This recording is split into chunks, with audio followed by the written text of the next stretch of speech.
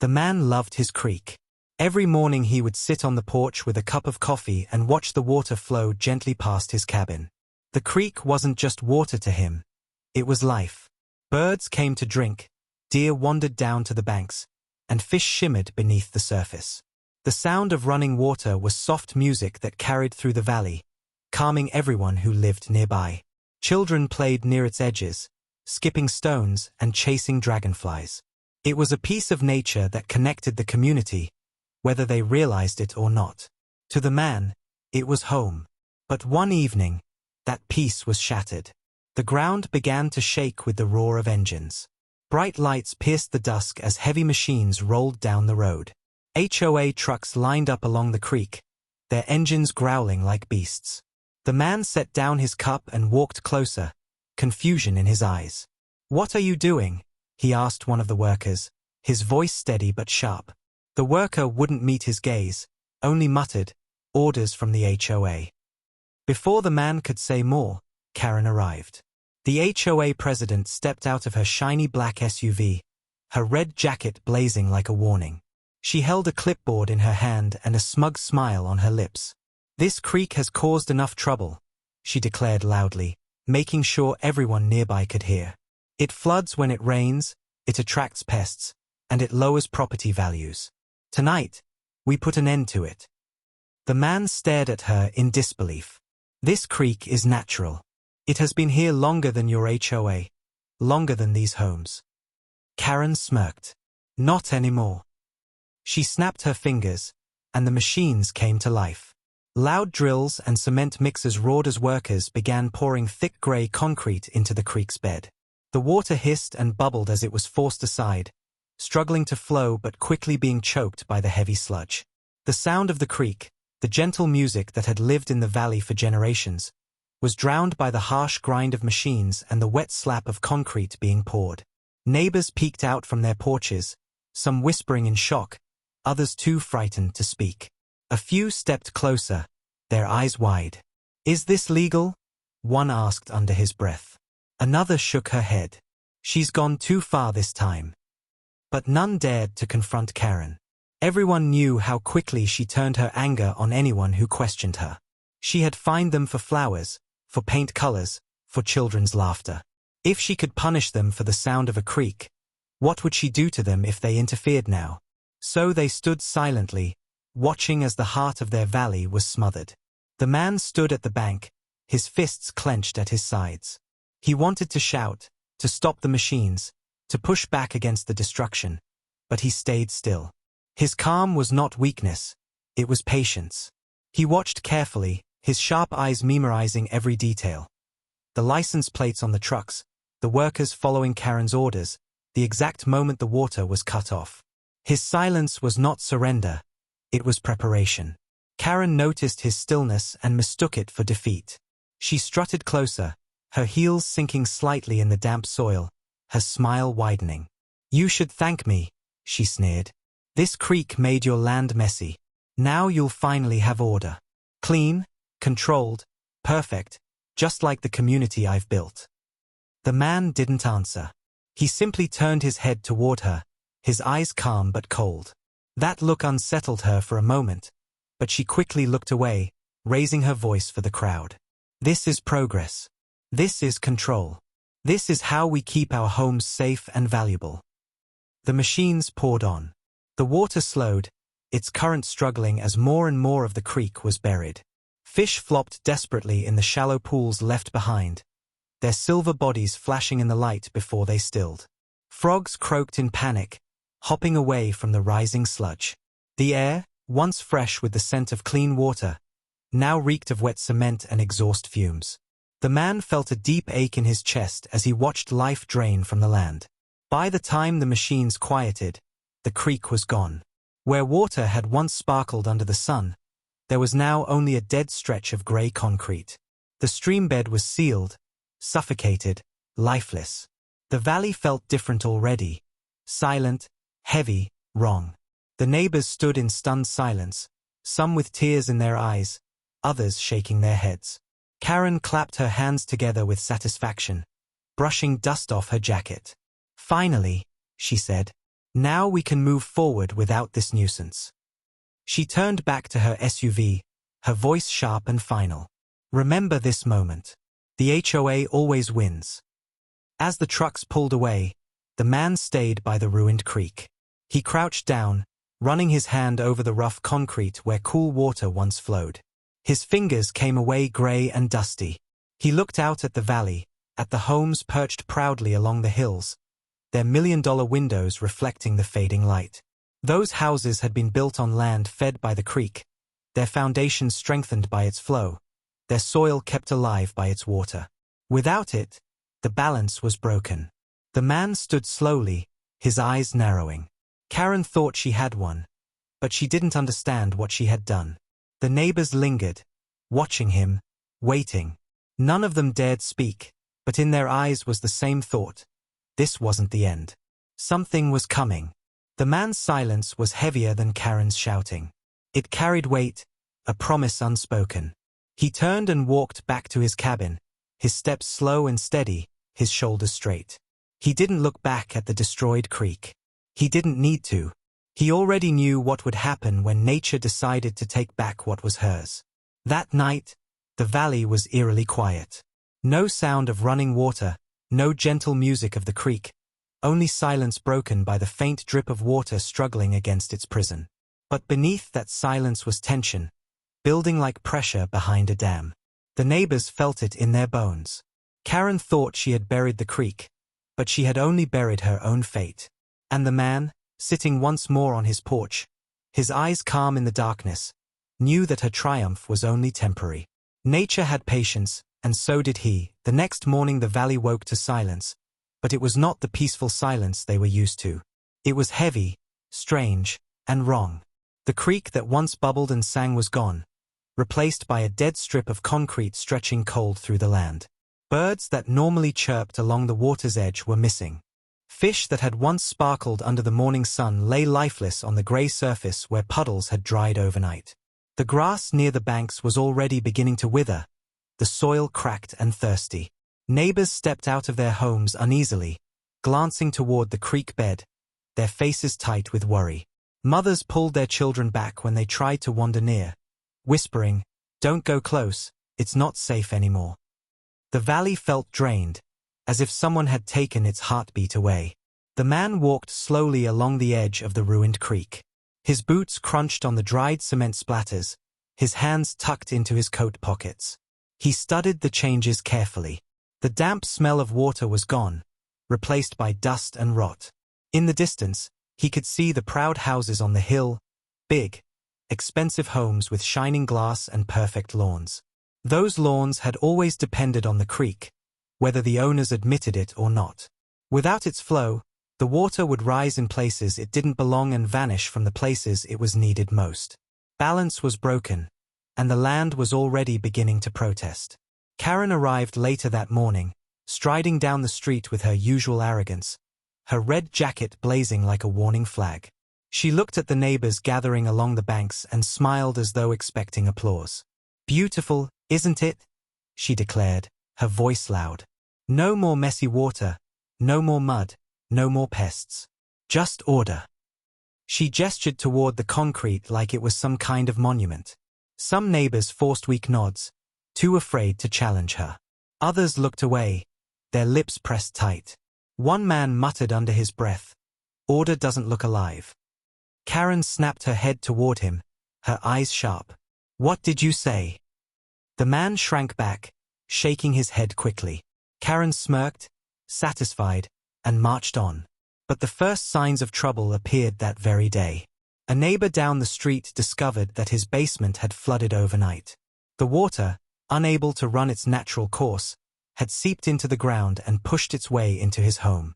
He stood outside with buckets, throwing water into the street while his wife shook her head in despair.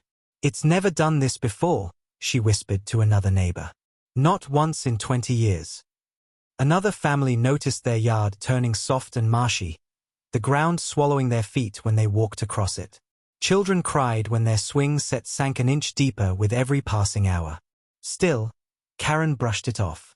"Coincidence," she snapped. "Houses settle, water moves. Don't exaggerate. This community is under control. The man said nothing. He stood at the edge of the street, watching the water find its new paths, quiet and calm. He knew nature was patient but relentless. It didn't matter how much concrete was poured. Water always remembered where it needed to go. If blocked, it would find another way. And now, that other way led straight toward the very homes Karen had sworn to protect. By the second evening, the air in the valley felt different. The smell of dampness lingered, heavy and sour. Mosquitoes buzzed over stagnant puddles where the creek had once flowed freely. Lawns that had been picture-perfect only days before now shimmered with standing water. Expensive flower beds were drowning, their roots rotting under the weight of trapped moisture. Yet Karen still walked proudly among the neighbors, her head high, her words sharp. This is progress. You should be thanking me. Property values will rise now that the nuisance is gone. But behind her, one neighbor whispered to another, property values don't rise when the ground sinks. They shared a nervous laugh, though there was no real humor in it. That night the man sat on his porch, watching as the water rose silently, inch by inch, across the valley floor. The sky darkened with clouds, promising rain, and he knew what would come. He lit a lantern, setting it on the porch rail, its glow steady against the shadows. Neighbors passing by slowed at the sight, some pausing to speak. Do you think this will get worse? One asked softly. The man's eyes stayed fixed on the swollen ground. His voice was calm, but it carried weight. It always gets worse before it gets better. Water doesn't disappear. It only waits. And when it comes back, it comes with a price. The neighbor swallowed hard, his face pale. He glanced back at the expensive homes on the hill, their lights glowing proudly against the dark. The creek had once protected them, guiding the water safely past their foundations. Without it, they stood like castles built on sand. And as the first drops of rain began to fall, the man knew those castles were about to learn the cost of Karen's arrogance. The rain came harder than anyone expected. By dawn the next day, the clouds had turned the valley into a gray curtain, pouring steady sheets of water over the land. At first the neighbors thought it was just another storm, the kind they had seen many times before, storms that the creek always carried away with ease. But this time the creek was gone, buried under the HOA's concrete, and the water had nowhere to run. It gathered in ditches, pooled in driveways, and seeped into basements. The ground, already swollen from the loss of its natural flow, turned soft and unstable. By noon, yards were sinking under puddles that grew deeper with every passing hour. The man stepped outside and stood under the rain, watching calmly as the water spread. He could see it searching for its old path, pushing against the edges of the concrete barrier, spilling sideways into the soil. Nature remembered the way it had always flowed, and now it was fighting to reclaim it. Neighbors rushed with buckets and pumps, but the water kept rising. Shouts echoed through the valley as families scrambled to protect their homes. My basement's flooded, one man yelled. It's up to the windows, another cried. Children clung to their parents, wide-eyed as toys floated through living rooms that were once dry. Karen appeared, striding through the storm with her red jacket clinging wet to her shoulders, her umbrella snapping in the wind. Her voice cut through the chaos, sharp and dismissive. Stay calm. This is just heavy rain. It will pass. But the neighbors were no longer convinced. One woman turned on her, her voice trembling with anger. My entire kitchen is under water because of what you did. Another shouted, the creek carried this rain away every year. Now it's drowning us. The crowd's anger grew, their eyes turning hard. But Karen refused to bend. Nonsense, she snapped. I did what had to be done. This is not my fault. Blame the storm, not me. The man said nothing. He stood by the ruined creek, watching the rain beat against the concrete slab. The water had begun to climb over the edges, forcing itself across the top. It gurgled and hissed, pressing harder, heavier. He knew it was only the beginning. Water didn't forgive. It didn't forget. When blocked, it returned with force. By evening, the proud houses on the hill began to sink into their own disaster. Expensive lawns turned into swamps, their manicured flower beds drowning under pools of brown water. Foundations cracked as the soil beneath them softened, shifting under the weight of million-dollar walls. One by one, driveways filled with mud, luxury cars stranded in rising floods.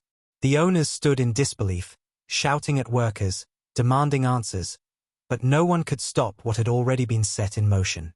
Neighbors gathered in clusters, watching as Karen marched from house to house, shouting at anyone who questioned her. Her voice was shrill, desperate now, but her words carried no power. "It's not permanent," she screamed. "The water will drain. Just wait." But even as she spoke, another family screamed as water burst through their back door, filling their home. The sound of rushing, unwanted water drowned her voice. The man walked past them, calm even in the chaos, his eyes steady. A few neighbors turned to him, desperate for answers. "What do we do? How do we stop this?" they pleaded. He looked at them quietly, then pointed to the concrete-blocked creek. His voice was low, but every word cut through the storm. "You can't stop water. You only guide it. She killed the guide. Now it will take what it wants." His words made the neighbors fall silent, the truth settling heavily into their hearts. That night, the storm raged on. The valley glowed with the harsh beams of flashlights as families scrambled to save what they could. Furniture floated in living rooms, carpets turned into sponges, walls cracked under pressure. The air smelled of mold, dampness, and decay. And still, the man sat on his porch, his lantern glowing steadily beside him, watching the flood rise. He didn't smile, he didn't frown. He only watched, patient and calm, knowing that the land was reclaiming what had been stolen. By midnight, the chant of the storm drowned out everything else. Neighbors huddled in small groups, whispering of Karen's arrogance, of her pride, of her destruction. And as the rain hammered down, the valley understood what the man had already known. Karen thought she had silenced the creek, but she had only unleashed its wrath. By the next morning, the valley looked like a battlefield. The storm had not slowed, and the water had risen higher than anyone expected. Where children once rode bikes, there were now pools so deep ducks floated lazily across them. Driveways disappeared under muddy brown waves, fences leaned sideways, and lawns that had been trimmed with pride sank beneath inches of swamp water. Million-dollar homes, which once stood as trophies of wealth, now looked like stranded ships, their proud front steps half buried in muck. Windows glistened not with sunlight but with the reflection of floodwaters pressing closer and closer. Karen stormed down the street, her red jacket soaked and clinging like a shroud, her voice shrill but breaking. "Stay calm. The HOA has this under control," she shouted. But no one believed her anymore. Families stood outside their flooded homes, children crying as toys floated through living rooms, parents carrying soaked boxes of family photos and ruined clothes. A woman yelled back at Karen, "This is your fault." Another man shouted, "You killed the creek and now the water's killing us." For years the neighbors had whispered their anger in private, but now, with their homes sinking, they shouted it openly. Karen tried to regain her power, waving her arms like a queen addressing her court. "These floods would have happened anyway," she screamed, but the words sounded weak even to her own ears. A neighbor laughed bitterly through tears. "The creek carried every storm for generations. The only thing that changed is you." The crowd murmured in agreement, their voices growing louder, more confident, no longer afraid. The man stood at the edge of the destroyed creek, his lantern from the night before still glowing faintly on his porch. His eyes watched the water pushing against the concrete, bubbling up, seeping around its edges. Nature was forcing its way back, not with kindness but with fury. He said nothing, but his silence was louder than Karen's screams. Neighbors turned to him instinctively, their faces asking the questions their voices could not. He finally spoke, his voice calm and heavy. She thought she buried the water. But water doesn't die. It waits. And when it returns, it takes back more than was stolen. The words rippled through the crowd. They turned back to Karen, and for the first time, she looked uncertain. Her red jacket, once a symbol of control, now looked ragged and pathetic, clinging to her trembling frame. She raised her hands as if to silence them, but no one listened. Their eyes, once lowered in fear, now burned with anger and blame. A child shouted, "You ruined our home," and the sound hit harder than any adult's cry. Karen stumbled back a step, her voice cracking as she shouted, "I am your president. You must listen to me." But the neighbors only laughed bitterly. "You're nothing now," one man spat. As the storm continued, officials arrived in muddy trucks, called by desperate families. They stepped out with clipboards, shaking their heads at the sight. One pointed at the blocked creek, his words loud enough for everyone to hear. "This is the cause. The water has nowhere to go. Whoever ordered this created the disaster." Karen tried to argue, waving her arms wildly. It was for the community. It was for order. But the officials ignored her, their eyes already moving to the man, who stood silently with his folder of deeds tucked under his arm. The neighbors crowded around him now, their fear gone, replaced with desperate hope. "Help us," one pleaded. "Tell them the truth." He didn't boast, didn't raise his voice. He simply nodded once, his eyes steady. "The truth is already here," he said quietly. "And it's louder than her lies." His words carried over the rushing water, and the neighbors felt a shift in the air. Karen screamed as the officials began taking notes, pointing at the homes already sinking into swampy ground. "Don't listen to him. I am the HOA. I am in control." But no one moved to defend her. No one lowered their eyes. Instead, they turned their backs, walking away from her to help one another salvage what they could from their ruined homes. That, more than anything, broke her. She stood alone in the rain, her power washed away with every drop. The man remained by the ruined creek, his calm presence steady while chaos unfolded around him. He didn't need to shout, didn't need to gloat. He knew nature would finish what she had started. And as the storm raged on, it became clear to everyone that Karen had not just killed a creek. She had destroyed herself to be why the fifth day the valley no longer looked like a neighborhood, it looked like a swamp. Driveways had turned into rivers of mud, the smell of rot hung in the air, and mosquitoes buzzed thick over stagnant pools. Families had dragged ruined furniture and soaked belongings out onto porches, watching helplessly as the storm clouds still hovered. $1 million homes that once stood tall and proud now leaned slightly, their lawns sinking into soggy ground, their basements swallowed by black water. It was a picture of ruin, and everyone knew who was responsible. Reporters had arrived in droves. News vans parked along the flooded street, cameras rolling, microphones thrust into tearful neighbors' faces. "Our house is ruined," one woman sobbed into a reporter's mic. "The water won't leave because she blocked the creek." A father with muddy boots shook his head, his arm around his crying son. "We trusted her, and now my kids don't even have a dry bed to sleep in."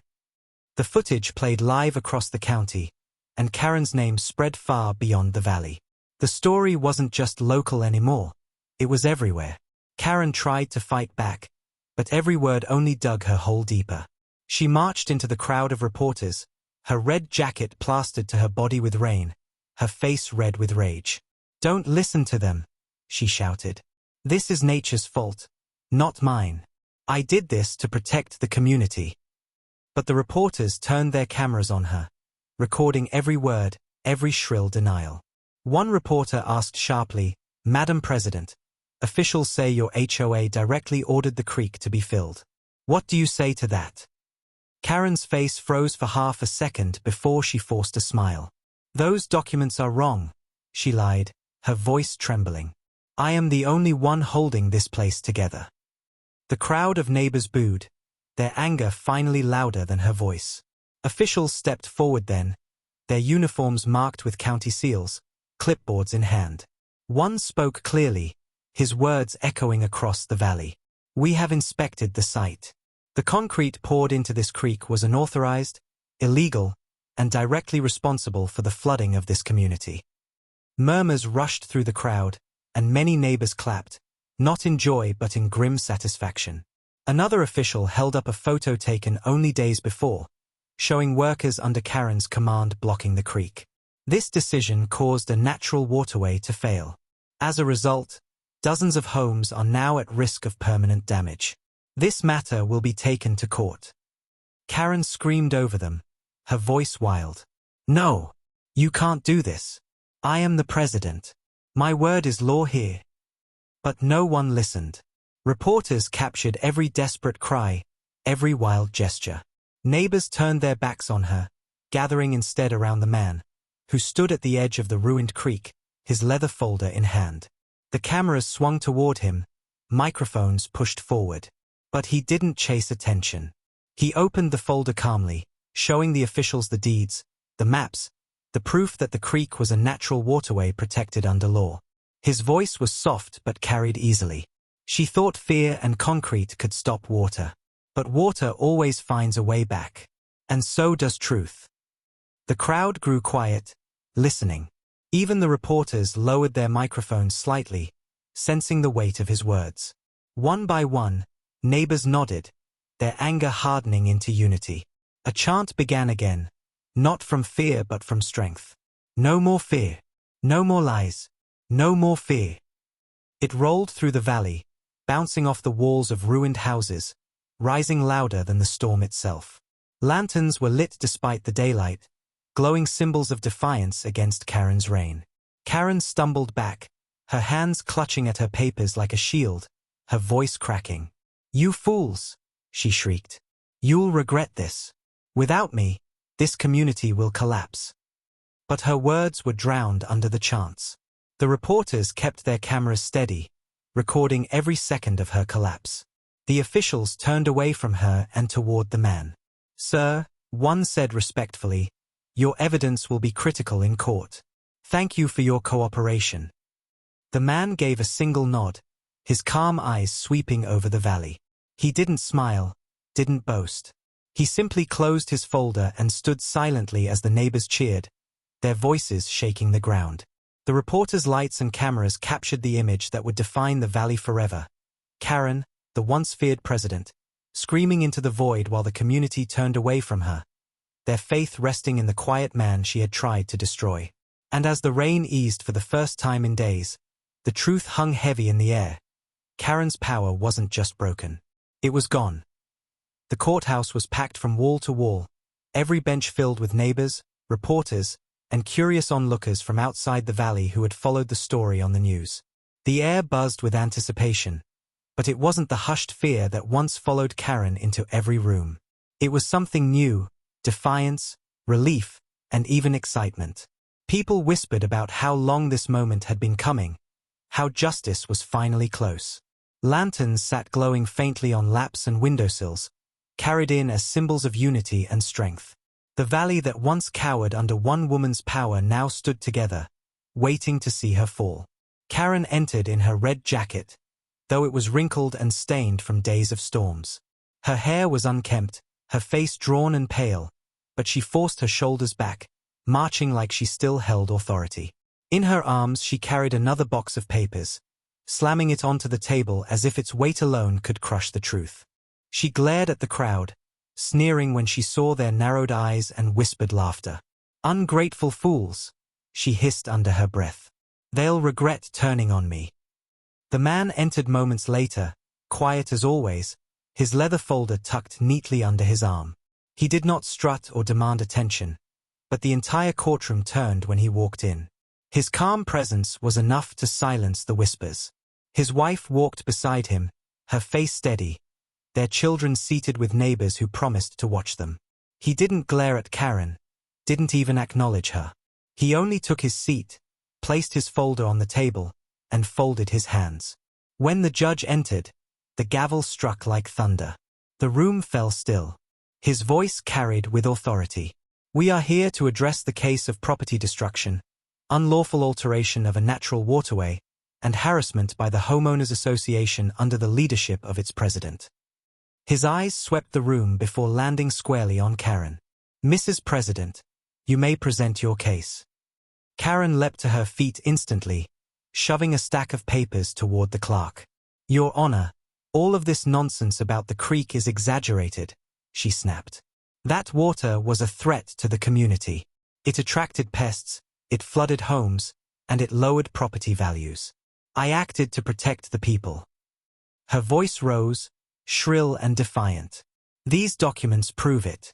They show that the HOA had every right to fill that creek. We followed procedure, and I will not be punished for saving this neighborhood from ruin." The judge flipped through the first few papers. His brow furrowed. He held one up to the light, examining the seal. "These are forgeries," he said bluntly. The crowd erupted in gasps, whispers, and even laughter. Karen froze, her face paling. "No, they're real. They have to be," she shrieked, but the judge shook his head. "The dates don't align, the signatures are copied, and the seals are false. This is falsified evidence, and you know it." Karen's voice cracked. "You don't understand. Without me, these people will collapse. I am their order. I am their law." The neighbors shouted back from the benches, voices overlapping. "You destroyed our homes. You drowned us in your lies. We don't need you anymore." Their anger filled the courtroom, drowning her shrill cries. The judge slammed his gavel again, restoring order. His eyes turned to the man. "And you, sir, present your evidence." The man rose calmly, carrying his folder to the bench. He opened it carefully, laying out deed after deed, map after map, all stamped and sealed by the county. "This creek has existed long before this neighborhood," he said in his steady voice. "It was a natural waterway, protected by law. I own the land it runs through." Her actions were not just reckless, they were criminal. He then pulled out photographs of the workers pouring concrete, receipts from contractors under Karen's name, and written testimonies from neighbors detailing years of threats, fines, and harassment.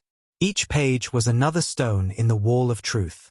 The judge studied the evidence, his expression grave. Finally, he leaned back and spoke firmly.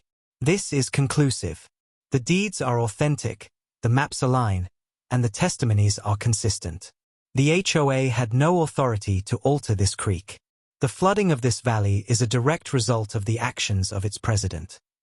He turned to Karen, his voice sharp. "You have abused your power, falsified documents, and endangered the very community you claimed to protect. Effective immediately, the HOA is dissolved, and you will face charges of fraud, harassment, and destruction of property." The courtroom erupted. Neighbors leapt to their feet, cheering and chanting. "No more fear.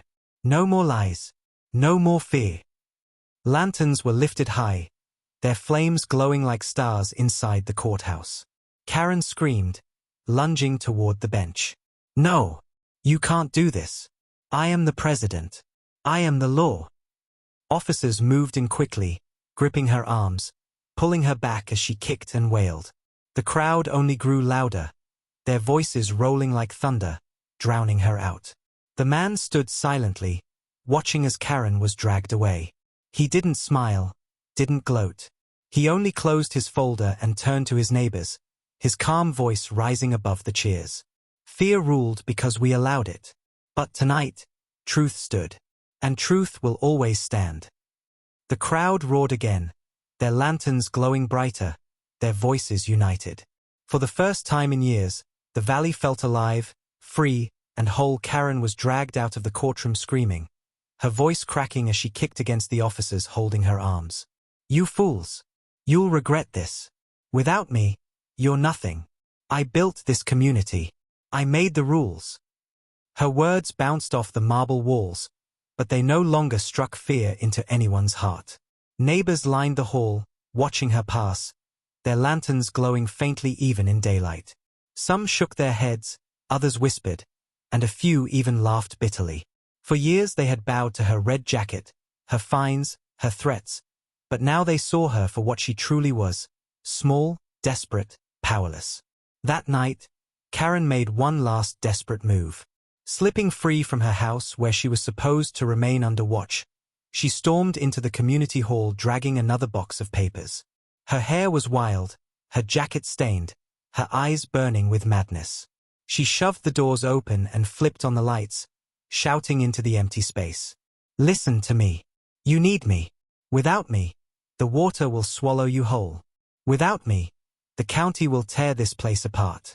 I am the only thing standing between you and chaos. Her voice echoed off the wooden walls, sharp and hollow. But the hall wasn't empty for long.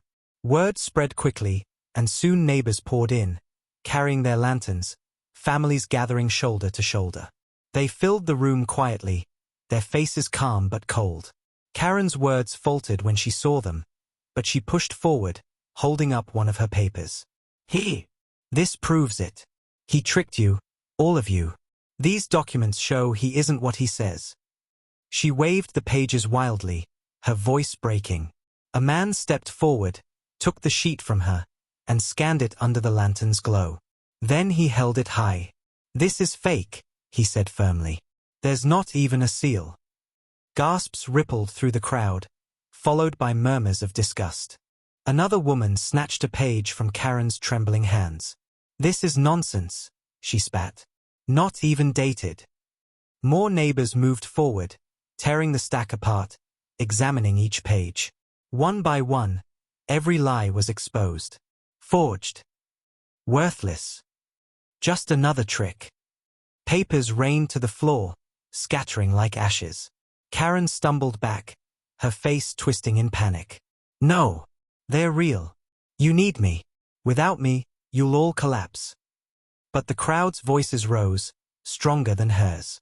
You fined me for my shutters, one man shouted. You ripped up my garden, a mother cried. You humiliated my children.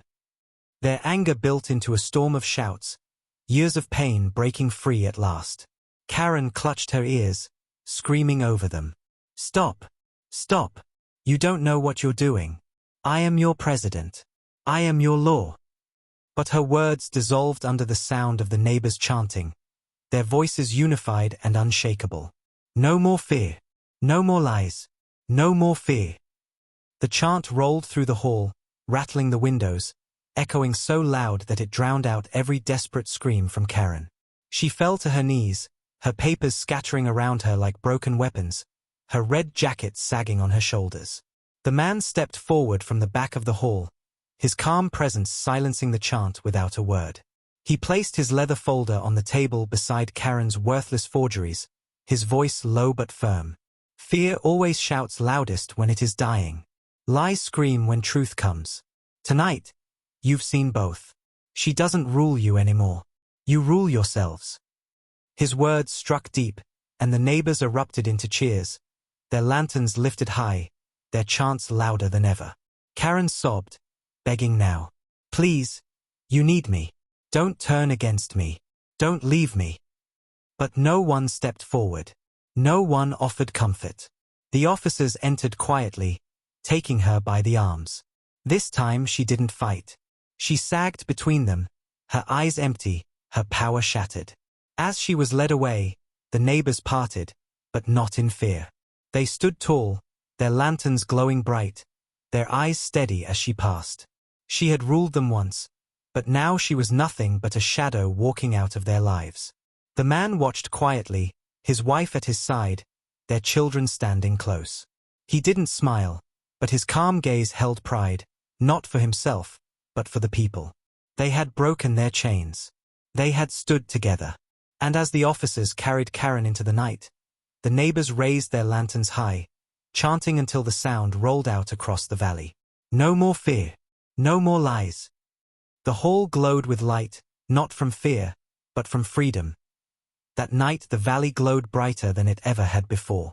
Lanterns hung from porches, lined the muddy streets, and floated on the lake like drifting stars. Families who had once hidden behind closed curtains now stood outside together, their laughter breaking through years of silence. Music played from an old radio on someone's porch, mixing with the sound of children running barefoot through puddles that no longer carried fear. People shared food, blankets, and stories of how they had endured Karen's rule, each one ending with the same relief: she was gone. For the first time in years, the valley breathed freely. The man sat quietly on his porch, his lantern glowing beside him, his wife resting at his side, and his children leaning against his legs. He watched the community celebrate, his calm eyes reflecting the flicker of light on the water. Neighbors came by one after another, some carrying plates of food, others simply wanting to shake his hand or say thank you. An old woman with tears in her eyes whispered, "She fined me until I couldn't plant my roses. Tomorrow I will plant them again." A father said, "She humiliated my son for playing too loud. Tonight he's laughing louder than ever." Each story was another piece of healing, another wound closing. The man only nodded, answering with the same steady words, "You freed yourselves. I only reminded you of the truth." Across the lake, Karen's house stood in darkness, curtains drawn tight, no lanterns glowing in the windows. The community didn't look toward it anymore. For years her red jacket had cast a shadow over them, but now it was nothing but a forgotten stain.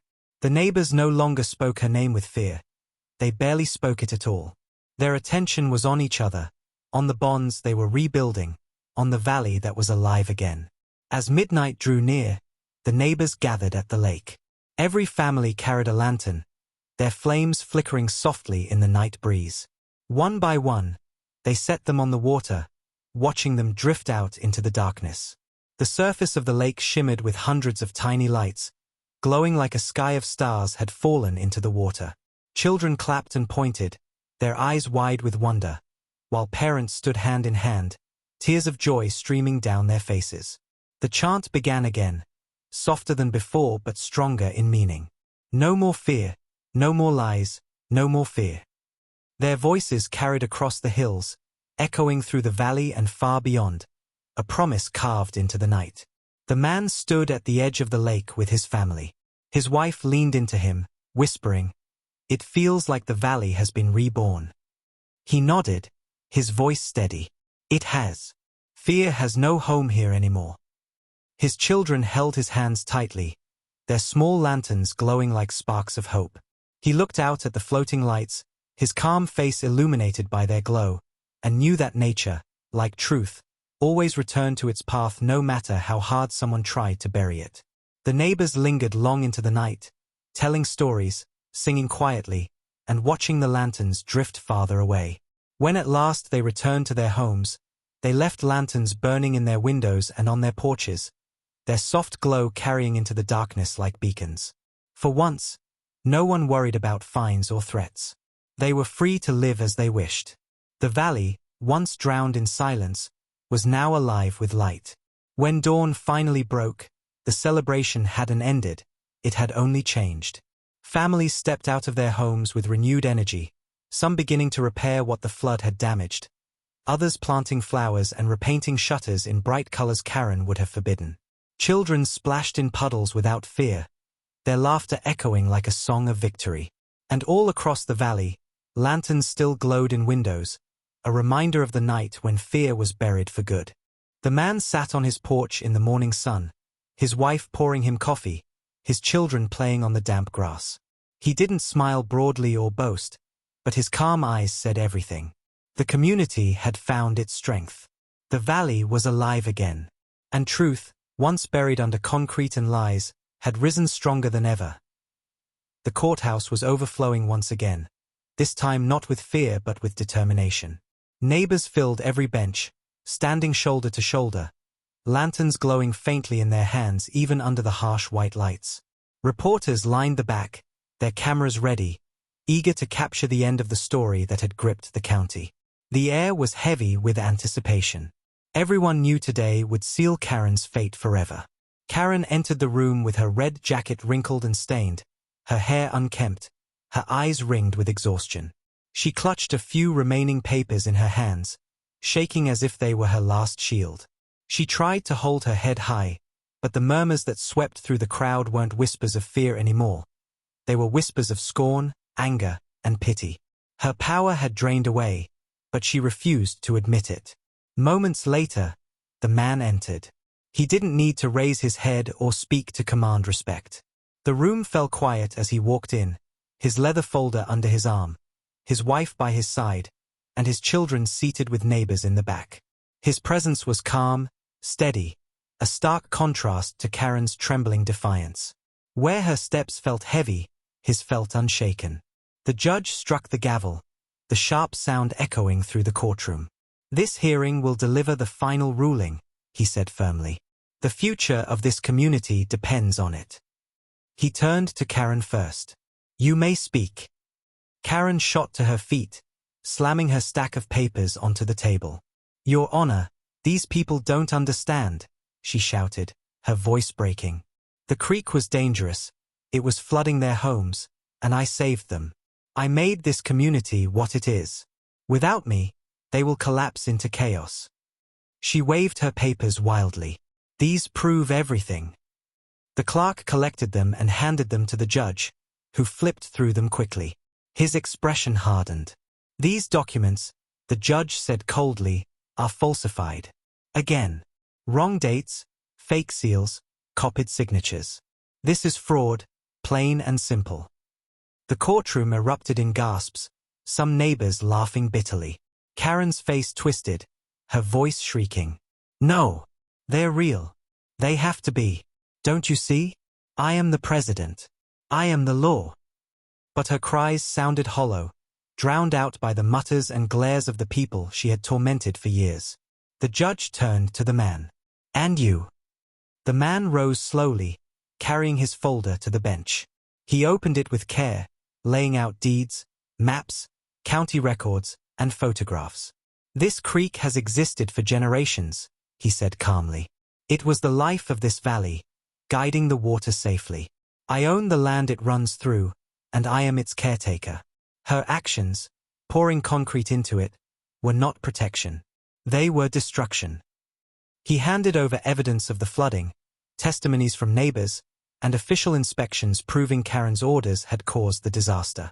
His voice was steady, but every word carried the weight of truth. The judge studied the evidence, page by page, his expression grim. Finally, he set it down and looked out over the packed courtroom. This court finds that the deeds are authentic, the evidence irrefutable, and the responsibility for this disaster rests solely on the shoulders of the HOA president. Effective immediately, the HOA is dissolved. Its authority is void. Furthermore, the president will face criminal charges for fraud, harassment, and unlawful destruction of property. The room exploded into cheers.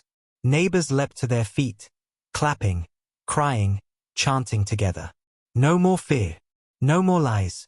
No more fear. Lanterns were lifted high, their flames glowing bright against the sterile courtroom light. The chant rolled through the building, out the doors, and into the street where more neighbors and reporters joined in. Karen screamed, lunging toward the bench. No! You can't do this. You need me. Without me you'll fall apart. Officers rushed forward, seizing her arms. She kicked, wailed, her papers scattering like torn wings across the floor. But no one flinched. No one lowered their eyes. The neighbors only shouted louder, their voices drowning her completely. She was dragged out of the room, her red jacket sagging, her face twisted in fury and despair. For the first time, she was powerless, nothing but a shadow leaving the stage. The man stood at the front of the room, his calm eyes sweeping over the people. He didn't raise his hands for praise, didn't smile in triumph. He simply spoke, his voice steady but strong. Fear ruled this valley because you allowed it. But truth stood today, and truth will always stand. This is not my victory. It is yours. His words silenced the cheers for a moment, sinking deep into every heart. Then the chant erupted again, louder than ever, shaking the courthouse walls. No more fear. No more lies. No more fear. Outside, the sun broke through the clouds for the first time in days, light spilling over the valley. The people carried their lanterns high, even in daylight, their flames shining like stars against the morning sky. The storm had passed, the creek would live again, and the valley belonged not to fear, but to its people. The storm had passed, but the memory of it lingered in the valley. What once was drowned in fear now glowed with light. Every porch carried a lantern, not as a symbol of obedience but of freedom. Neighbors who had once whispered behind closed curtains now walked the streets openly, greeting one another with smiles, helping each other repair what the flood had broken. The sound of hammers fixing fences, laughter of children splashing in leftover puddles, and voices singing softly by the lake replaced the silence that Karen's rule had forced upon them for years. The valley had been scarred, but it was alive again. The man sat on his porch, his wife by his side and his children playing barefoot in the damp grass. The creek had begun to return to life, its water breaking through cracks in the concrete, trickling stubbornly back into its old path. It was weaker now, but it flowed, and with each passing day, it would grow stronger. Nature, like truth, always found its way back.